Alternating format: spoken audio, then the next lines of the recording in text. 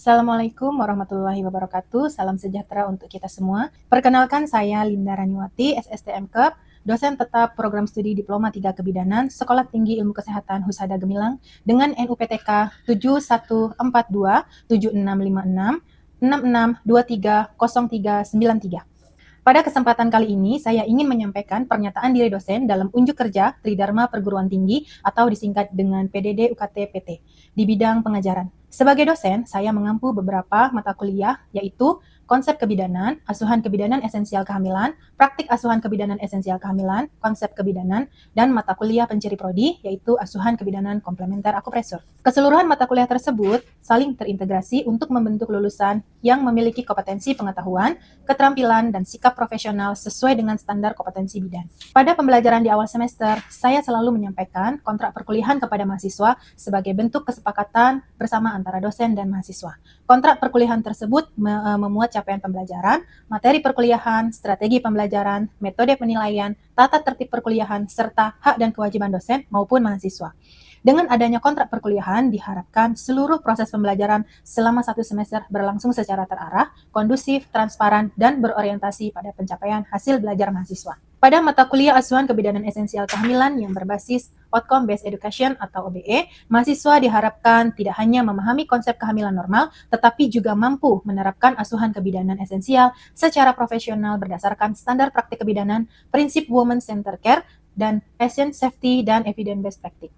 Adapun CPL yang mendukung mata kuliah ini adalah yang pertama ada CPL 3, yaitu lulusan mampu menggunakan ilmu pengetahuan secara akuntabel dan bertanggung jawab dalam pelaksanaan asuhan kebidanan esensial sesuai dengan standar profesi dan nilai profesionalisme, serta menyusun laporan dari hasil kerja individu dan kelompok secara akurat dan sahih.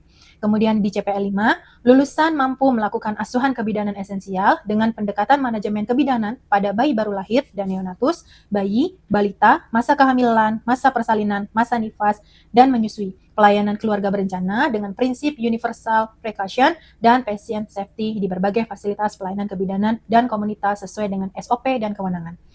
Selanjutnya CPL 6. Lulusan mampu mengenali tanda dan gejala kelainan dan komplikasi maternal dan neonatal, serta kolaborasi dalam stabilisasi serta penanganan awal kegawat daruratan maternal neonatal secara tepat. Guna mendukung ketercapaian CPL ini, maka mata kuliah ini memiliki 6 CPMK. Yang pertama adalah mahasiswa mampu memahami konsep fertilisasi, plasentasi, dan perkembangan janin. Yang kedua, mahasiswa mampu memahami konsep umum, perubahan, dan adaptasi psikologi kehamilan. Dan yang ketiga, mahasiswa mampu memahami faktor yang mempengaruhi kehamilan, kebutuhan, dan evidence-based dalam kehamilan. Yang keempat, mahasiswa mampu melakukan prosedur keterampilan dasar pada asuhan kehamilan. Yang kelima, mahasiswa mampu mengenali tanda dan gejala kelainan dan komplikasi pada kehamilan. Dan yang keenam, mahasiswa mampu memahami konsep manajemen kebidanan, dan menerapkan pendokumentasian asuhan kebidanan pada kehamilan. Pada video pembelajaran ini, saya akan menyampaikan materi tentang prosedur keterampilan dasar kebidanan pada asuhan kehamilan. Pada akhir pembelajaran ini, mahasiswa diharapkan mampu menerapkan prosedur keterampilan dasar kebidanan pada asuhan kehamilan sesuai dengan SOP, prinsip keselamatan pasien, dan etika profesi. Proses pembelajaran dirancang dengan mengintegrasikan 3 komponen utama, yaitu Delivery and Assessment atau DIA.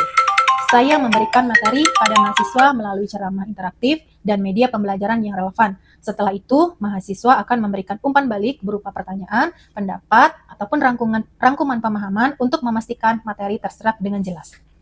Interaksi pada mata kuliah ini melibatkan komunikasi 2 arah, dosen dan mahasiswa, berupa diskusi, tanya jawab, kolaborasi, dan refleksi bersama. Interaksi menjadi inti dalam menciptakan suasana belajar yang hidup, bermakna, dan mendorong keterikatan emosional mahasiswa dalam proses belajar.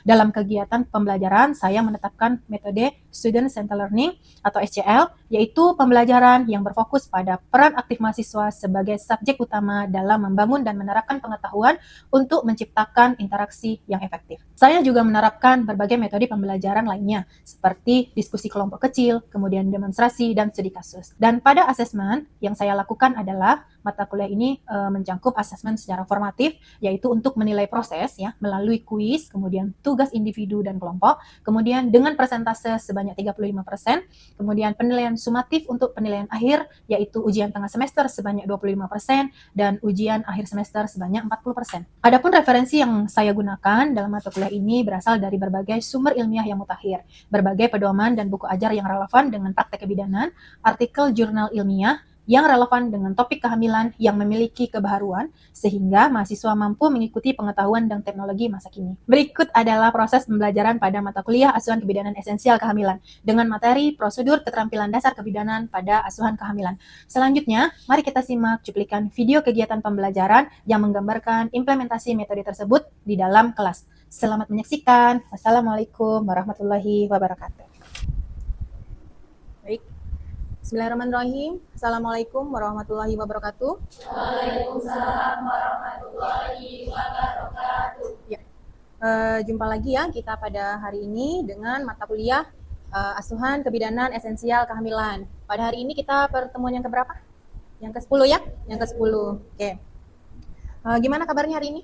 Baik, Baik. Oke. Sebelum kita memulai perkuliahan kita, seperti biasa, kita berdoa dulu sama-sama. Silahkan komting untuk dipimpin untuk berdoa.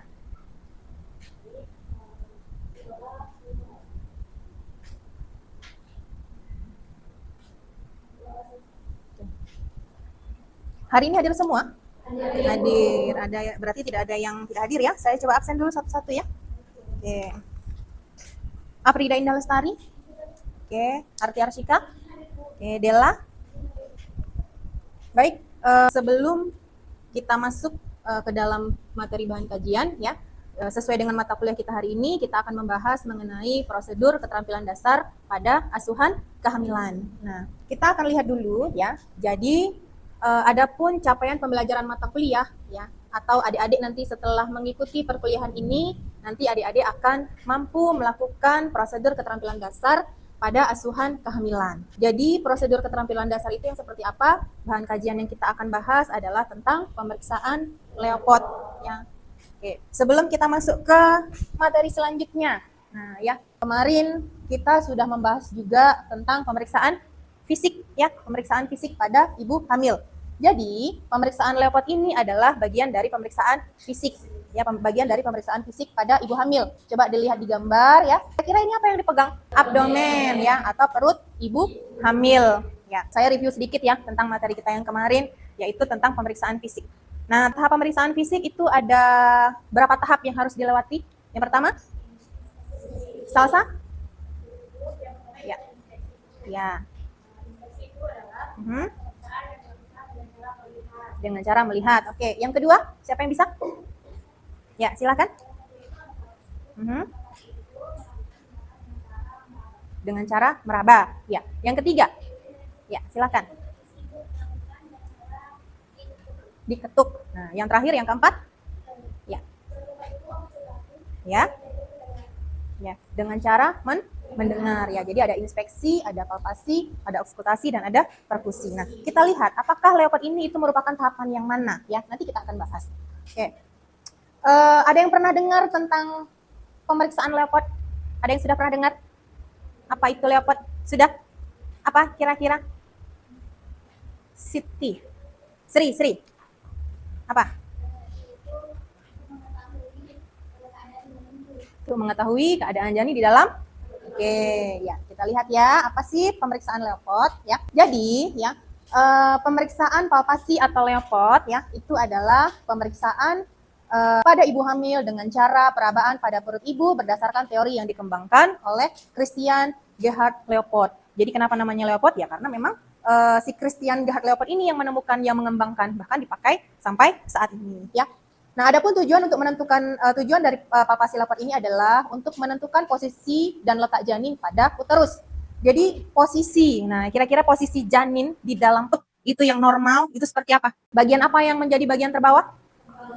Kepala ya. Jadi posisi janin dengan presentasi ke kepala ya. Kemudian letak janin pada uterus. Nah, kalau letak bagaimana kalau letak? Letak itu ada letak lintang, ada letak sungsang. Pernah dengar itu? Pernah. Kalau letak lintang, posisi janinnya bagaimana? Melintang ya. Jadi baik kepala maupun bokong itu berada di sisi kanan atau sisi kiri dari uterus ya. Nah, tapi kalau letak sungsang bagaimana? Bokongnya di bawah ya, bokongnya di bawah. Nah, dapat juga berguna untuk memastikan usia kehamilan ibu. Jadi leopard ini bertujuan nanti dilakukan leopard untuk mengetahui atau memastikan usia kehamilan ibu. Nah, sampai sini paham ya? Oke, kita lanjutkan. Nah, jadi pemeriksaan leopard itu ada 4 ya. Kita lihat ini adalah pemeriksaan leopard 1. Nah, apa tujuan dari pemeriksaan leopard 1? Yaitu menentukan usia kehamilan, mengetahui bagian apa yang terdapat pada fundus. Nah, jadi kalau kita lihat di gambar ya, ini fundus ya, yang di atas ini fundus, yang di sini apa namanya? Apa namanya?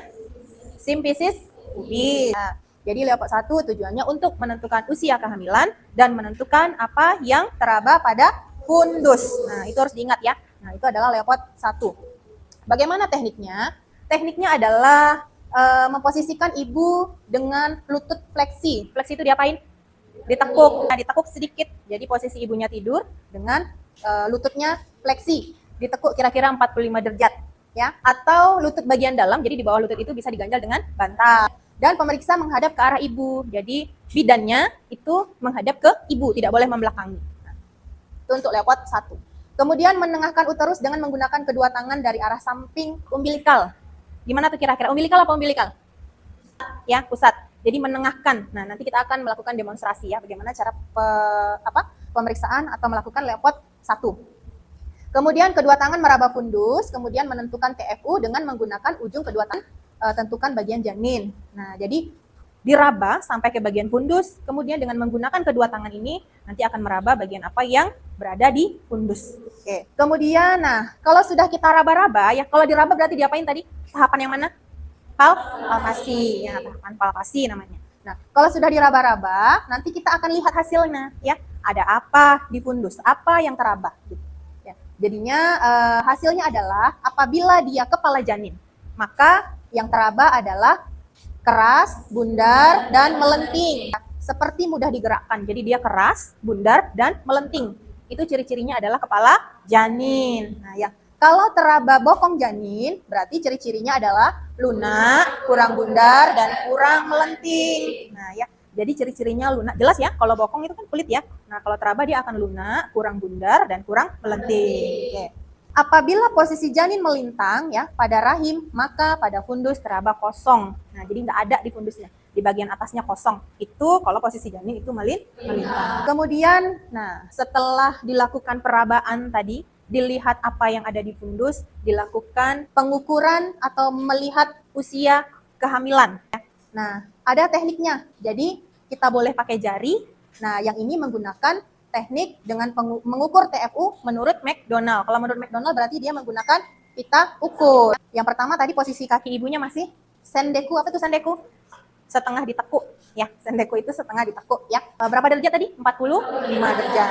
Kemudian tentukan bagian fundus dengan bantuan tangan kanan dan kiri. Kemudian setelah diketahui posisi di fundus, lakukan pengukuran dimulai dari tepi pinggir atas simfisis sampai pada fundus ya. Nah, dengan posisi meteran terbalik. Jadi dibalik, bukan yang ada angkanya tetapi yang tidak ada angkanya. Nah, itu menurut McDonald. Posisikan angka 0 berada di atas simfisis. Jadi angka 0-nya mulai dari atas simfisis bukan dari fundus. Ya, jadi dari pinggir atas simfisis nanti ditarik pita ukurnya sampai ke fundus. Nah, begitu. Setelah diposisikan secara tepat, balikkan meteran lalu baca hasil pengukurannya. Yang perlu diperhatikan apa? Ya, jadi menggunakan alat ukur meteran yang tidak elastis. Nah, kan kita pernah ya lihat tukang jahit? Ya, pernah pergi ke tukang jahit? Nah, pernah diukur-ukur kan? Nah, boleh menggunakan pita ukur yang seperti itu. Nah, ya bukan pita ukur yang keras, kan ada yang keras ya. Nah, itu jangan. Ataupun pita ukur yang elastis karena dapat mempengaruhi hasil dari TFU-nya. Ya. Nah, kemudian, nah ya, kandung kemihnya ini harus kosong ya. Karena kenapa harus kosong ya? Karena dia akan mempengaruhi, kalau dia ada isinya, kandung kemihnya akan mempengaruhi pembesaran uterus. Jadi dia bisa naik, janinnya bisa agak naik begitu. Logikanya begitu ya. Makanya dipastikan ketika ingin melakukan palpasi, pastikan bahwa ibu hamil sudah mengosongkan kandung kemih. Gitu. Ya. Kemudian posisi ibu hamil itu setengah duduk ya. Jadi memang jangan baring terlentang atau datar pada tempat tidur. Jadi posisinya agak setengah duduk sedikit. Kenapa? Supaya ibu hamil terhindar dari gangguan peredaran darah balik yang dapat berpengaruh pada ibu maupun janin. Jadi biar nggak pusing ibunya. Kira-kira bahasa yang udah dipahaminya begitu supaya tidak pusing ya. Nah, kemudian mengukur TFU harus dimulai dari usia kehamilan berapa sih sebenarnya? Usia kehamilan 22 minggu atau 24 minggu. Jadi ya tidak dianjurkan pada usia kehamilan di bawah itu gitu ya. Kenapa? Ya belum teraba, ya belum jelas ya mana dia kepala ya, mana dia bokong, belum teraba jelas. Biasanya dilakukan pada usia kehamilan lebih dari 20 minggu ya. Nah, apa tujuan mengukur tinggi fundus uteri? Yang pertama adalah untuk mengetahui pembesaran uterus sesuai dengan usia kehamilan. Nah, ini sudah jelas ya. Apakah sama uterusnya itu besarnya dengan usia kehamilan? Usia kehamilan itu dilihat dari rumus apa? Dari rumus HPHT. Kan dihitung dulu ya. Dihitung dulu menggunakan rumus HPHT, tanggal kunjungan dikurang HPHT, dapatlah usia kehamilan. Nah, benar nggak TFU-nya? Benar nggak segitu gitu. Nah, kira-kira apa dampaknya kalau tidak sama? Ya. Sampai di sini ada yang mau ditanyakan untuk level 1? Ada? Kalau tidak ada, saya lanjut dulu ya. Oke. Nah, ini adalah gambar ukuran tinggi fundus uteri dengan menggunakan jari. Jadi ini nanti adik-adik harus hafal ya. Harus hafal mati karena ini adalah ilmunya yang akan dipakai nanti ketika adik-adik sudah lulus menjadi bidan ya, bisa melakukan menentukan usia kehamilan. Nah, ya, kita lihat di sini ini ukuran 12 minggu usia kehamilan 12 minggu, 1 sampai 2 jari di atas simfisis, 16 minggu itu antara simfisis dan pusat ya, pertengahan antara simfisis dan pusat. Kalau usia kehamilan 24 minggu itu setinggi pusat, 28 minggu 3 jari di atas pusat, 32 minggu itu pertengahan antara PX dan pusat, 36 minggu itu 3 jari di bawah PX, 40 minggu itu akan turun. Nah, kita masuk ke pemeriksaan Leopard 2. Nah, Leopard 2. Tadi Leopard pertama. Coba saya ulangi dulu sebentar ya. Leopard pertama tadi tujuannya untuk apa? Coba siapa yang bisa? Epi? Leopard 1 tujuannya untuk apa? Ya. Ya, untuk menentukan usia kehamilan dan apa yang terdapat di fundus. Ya, oke. Kita masuk ke Leopard 2. Leopard 2 tujuannya adalah untuk menentukan bagian janin yang berada pada kedua sisi uterus. Nah, jadi kita tadi sudah cerita sedikit ya. Kalau Leopard 2 ini menentukan letak. Jadi yang ditengok adalah sisi kanan dan sisi kiri pada rahim ibu. Nah, bagaimana caranya? Posisi ibu masih sama dengan ketika melakukan pemeriksaan Leopard 1. Ya, jadi tidak berubah. Nah, yang berubah adalah cara kita melakukan pemeriksaan. Kemudian meletakkan telapak tangan pada sisi kanan dan sisi kiri perut ibu, ya. Nah, setelah itu mulai dari bagian atas tekan secara bergantian. Nah, jadi ditekan bergantian, satu tangan mematok, satu menekan. Kalau sudah dapat hasilnya, di sisi kanan perut ibu apa, gantian di sisi kiri perut ibu apa. Nah, begitu. Nah, bagaimana hasilnya? Nah, jika ketika melakukan Leopard 2, hasilnya adalah punggung janin, ya, itu akan teraba jelas, rata, cembung, kaku atau tidak dapat digerakkan. Jadi dia tegas, pas gitu, panjang gitu. Nah, ya. Tetapi kalau yang teraba adalah ekstremitas, itu yang kita raba itu adalah bagian kecil. Kemudian bentuknya juga tidak jelas. Nah, itu adalah dan menonjol. Nah, itu adalah ekstremitas janin, ya. Ya, jadi nanti hasilnya harus disebut. Hasilnya punggung, jangan punggung saja. Apa? Punggung siapa? Punggung janin, ekstremitas janin, kepala janin, bokong janin gitu ya. Kemudian, nah kita lanjut atau masuk ke Leopard 3. Nah, Leopard 3. Leopard 3, nah tujuannya apa? Tujuannya adalah menentukan bagian janin yang terdapat di bagian bawah perut ibu. Jadi apa bagian janin itu apa yang berada di bawah perut ibu. Nah, jadi ini di bawah sini. Nah, ini ilustrasinya adalah posisi janinnya normal ya. Posisinya normal dengan kepala di bawah gitu. Dan apakah bagian tersebut sudah masuk PAP atau belum gitu ya. Itu adalah tujuan dari Leopard 3. Jadi untuk menentukan apa yang menjadi bagian terbawah janin dan apakah bagian terbawah janin itu sudah masuk PAP atau belum. Bagaimana tekniknya? Jadi posisi janin masih sama dengan Leopard 1 dan Leopard 2 itu tidak berubah ya. Nah, kemudian meletakkan ujung telapak tangan kiri pada dinding lateral kiri bawah. Telapak tangan kanan di bawah perut ibu. Nah, bagaimana caranya? Nanti saya akan bilang.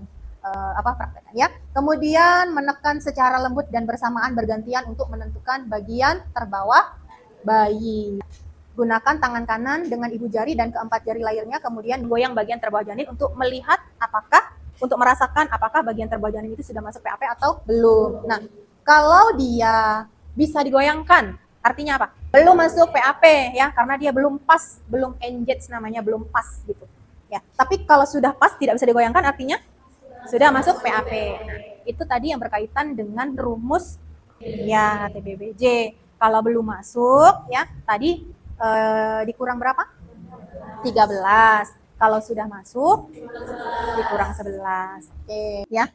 Nah, hasilnya apa? Nah, ini ciri-cirinya kurang lebih sama ya dengan Leopard 1 tadi. Kalau teraba kepala bagian terbawah janinnya ya, itu berarti teraba keras, bulat dan melenting. Kemudian kalau teraba bokong gimana? Ciri-cirinya apa tadi? Lunak, kurang ya. Terus kalau teraba bokong apa tadi cirinya? Coba Fitri, apa Fitri? Ya, itu teraba bokong. Nah, ini dia ya, kalau bisa digoyangkan berarti belum masuk PAP, kalau tidak bisa digoyangkan artinya sudah masuk PAP. Nah, ada pertanyaan sebelum kita masuk ke lab 4? Ada yang mau ditanyakan? Ayo, silahkan. Tidak apa-apa, jangan takut. Tidak ada? Ya, silakan Najwa.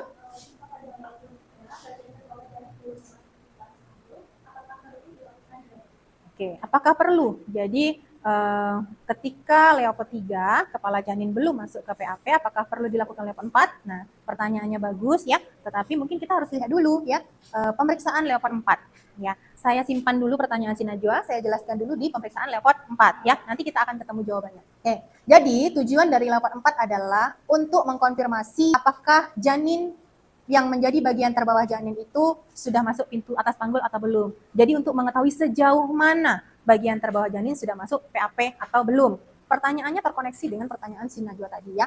Nah, kira-kira kalau bagian terbawah janin belum masuk PAP, ya kamu lah ya, belum sampai tujuan, ya kan? Belum sampai tujuan.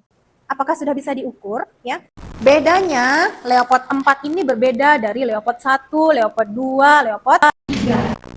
Posisinya ini kaki atau lutut ibunya diluruskan. Nah, jadi posisinya lututnya diluruskan. Nah, kemudian posisi bidan atau posisi yang pemberi asuhan itu mengarah ke kaki, menghadap ke kaki ibu, begitu ya. Kemudian bagaimana caranya? Meletakkan ujung telapak tangan kiri dan kanan pada lateral kiri dan kanan uterus bawah. Ujung-ujung jari tangan kiri dan kanan berada di tepi atas simfisis. Jadi posisinya ini begini. Nah, mungkin kalau dari kata-kata agak bingung, nanti akan begini. Nah, ya. Mungkin kalau sekarang masih belum paham ya, nanti kita akan lakukan dengan menggunakan pantom. Nah, kemudian menemukan kedua ibu jari kiri dan kanan, kemudian rapatkan semua jari-jari tangan yang meraba dinding bawah uterus. Perhatikan sudut yang terbentuk oleh jari-jari. Apakah dia bertemu atau tidak bertemu? Jadi kalau bertemu konvergen itu akan begini. Kalau tidak bertemu dia akan begini gitu. Jadi hasilnya berbeda. Nah, itu perbedaan antara bagaimana posisi tangan yang konvergen dan bagaimana posisi tangan yang divergen. Nah, apabila ya kita lanjut ya. Apabila kedua jari-jari tangan bertemu, ini sudah kita bahas juga tadi, berarti konvergen. Kalau tidak bertemu berarti divergen. Ya. Di sini ada yang namanya penurunan kepala, dinilai dengan perlimaan katanya begitu ya. Dinilai dengan perlimaan katanya. Jadi kalau artinya 5/5 ini seluruh bagian jari masih meraba kepala. Gimana tuh? Kebayang nggak kira tuh? Jadi kalau 5/5 berarti seluruh jari kita ini masih meraba kepala. Belum kebayang ya? Belum kebayang. Oke. Kemudian kalau jadi ada 4/5, ada yang terakhir adalah 0/5. Nah, kalau 0/5 itu artinya kepala sudah masuk ke PAP, sudah tidak teraba lagi. Udah kebayang belum kira-kira? Jadi kalau 5, ini berarti kepalanya belum masuk PAP, masih kepegang. Di pinggir atas simfisis masih kepegang 5 kepala. Kalau dia jauh masuk ke dalam lagi, berkurang, misalnya 3/5, berarti begini kepalanya. Teraba 3 jari. Kalau 1/5 berarti cuma 1 jari.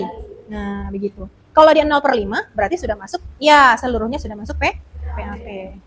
Nah, itu adalah pemeriksaan Leopard 1, Leopard 2, Leopard 3, dan Leopard 4. Nah, oke. Ada yang tidak paham dengan penjelasan yang sudah saya sampaikan? Atau yang kurang mengerti di bagian mana? Atau ada yang ingin bertanya? Silahkan. Ada? Ada atau tidak? Ya, silakan. Ya. Oke, coba kita lihat. Nah, ini ya. Ini TFU ya. Jadi kamu sudah mengukur misalnya pakai menggunakan jari, TFU-nya itu tidak sesuai dengan usia kehamilan yang kamu hitung, itu bagaimana? Ada yang bisa membantu saya untuk menjawab? Ada? Siapa yang bisa? Salsabila? Kemungkinan apa yang terjadi? Ayo. Arti.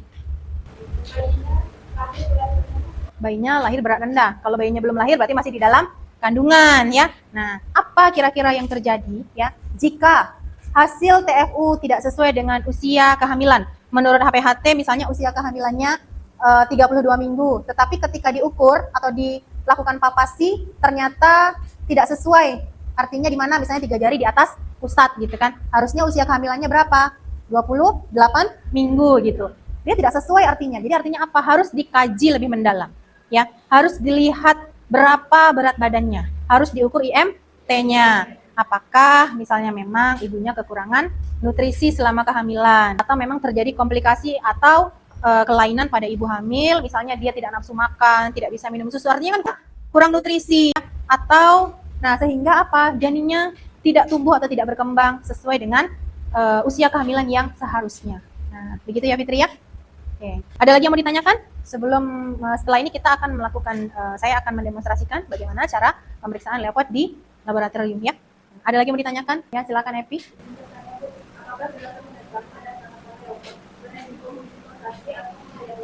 Ya, pertanyaannya bagus juga ya. Apakah ketika melakukan palpasi, kan menekan tuh ya pada abdomen ibu, itu akan beresiko mengakibatkan kontraksi? Iya. Tetapi kalau membahayakan janin itu tidak. Ini oleh selaput ketuban. Nah, jadi tidak apa-apa dilakukan, cuman ketika ada rangsangan, ada penekanan, janin akan merespon. Nah, bisa jadi akan terjadi kontraksi. Nah, begitu ya, Epi. Cukup. Ada lagi? Ya, boleh silakan.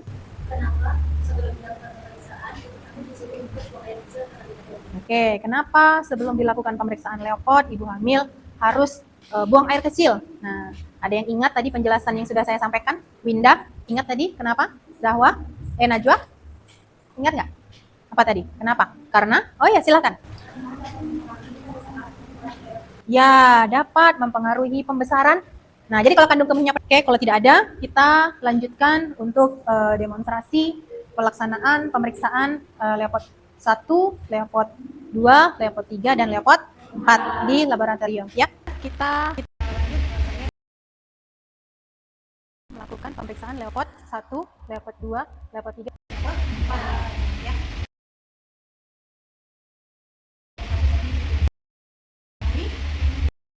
Seri dan apa yang tahu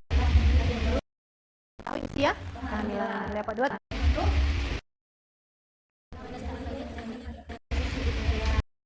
Apa yang terdapat di sisi kanan dan sisi kiri perut? Kita lihat.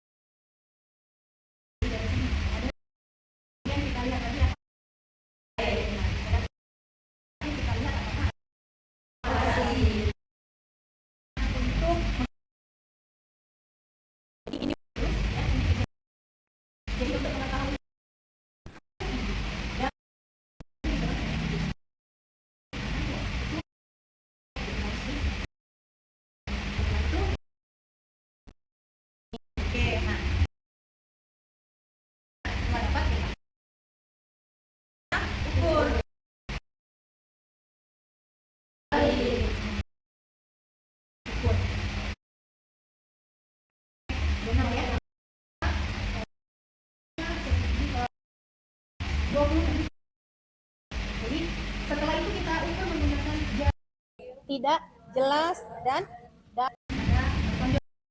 kemungkinan ekstremitas janin. Oke. Ya, punggung kiri. Kenapa punggung kiri? Karena punggung janin berada di sisi kiri ranggul.